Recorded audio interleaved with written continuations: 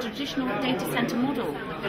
I feel like there's this perception that it's going to be, but in reality, actually, it's a massive opportunity. Now, okay, kind of the traditional model of buying your colo or buying your managed hosting or whatever will have to change. The more, for example, people want to use a private cloud, the more efficient the data center space they've purchased, potentially the less they'll need. But the flip side of that is people need more storage, they need more compute, and in the event that they do take the decision to start using public infrastructure, so the kind of Amazon Web Services or the Rackspaces or whoever of the world, there are more and more of those growing up, and they're beginning to cater to particular specialist niches. I mean, a great example is like a bioinformatics cloud, something like that, where it's set up in a very specific way for a very specific industry. One of the things we're finding at the moment is we're doing a lot of work with the media industry. They have very specific requirements, but only for very short periods of time. So a great example, they need a film rendering.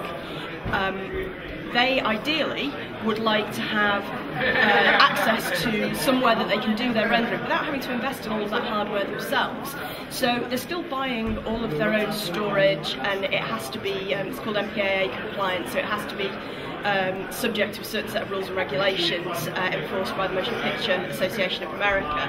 And for that reason, they'll never be able to use public infrastructure as a service completely. So that's still kind of the co-location purchase as it always has been. But they want to be able to use, for example, publicly available rendering cloud.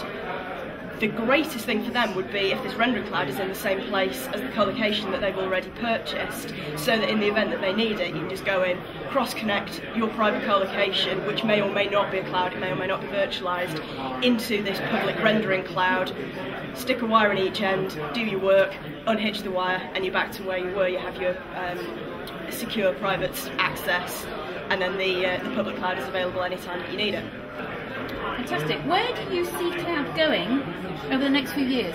So it's been a kind of buzzword for years now, really quite a long time. And I think there's been a lot of talk about how this year will be the year for cloud uptake, and next year will be the year for cloud uptake, and so on and so forth. But we've been working specifically in the infrastructure as a service space for about a year and a half now, and we've seen over that time people have gone from, yes, it's a great idea, but we'll let someone else do it first, to, yes, actually, we've now figured out how this is going to save us money and how this could work for us, and how, given that we need to do more compute or more processing or whatever, this could actually genuinely be of value to us. So, I'm probably not saying anything groundbreaking by saying that the amount of cloud usage will go up. I'm not sure that in the short to mid-term future we're going to see this wholesale swing to the cloud that everybody had been predicting maybe 12 or 18 months ago, but we'll certainly see more people understanding how best to take advantage of both the private cloud and public infrastructure as a service as an adjunct to the capability that they already have.